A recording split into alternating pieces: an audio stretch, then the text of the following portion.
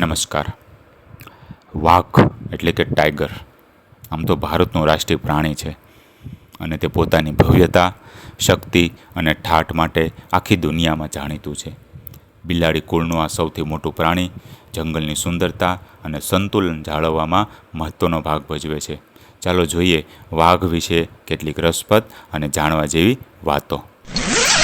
વાઘના શરીર પર પીળા કે નારંગી રંગની ત્વચા પર કાળા રંગના પટ્ટા હોય છે. જેમ માણસોના ફિંગરપ્રિન્ટ્સ અલગ અલગ હોય છે, તેમ દુનિયાના કોઈ પણ બે વાઘના શરીર પરના પટ્ટા ક્યારેય એક સરખા હોતા નથી.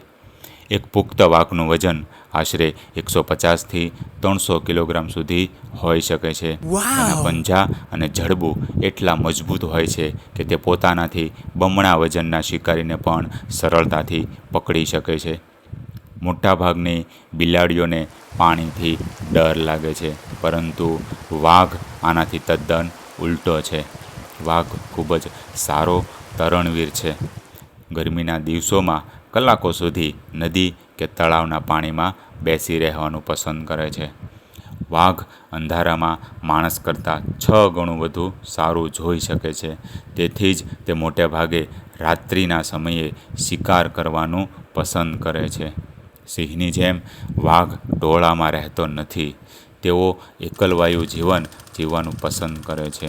દરેક વાઘ પોતાનો એક ચોક્કસ વિસ્તાર નક્કી કરે છે અને ત્યાં બીજા વાઘનો પ્રવેશ સહન કરતા નથી.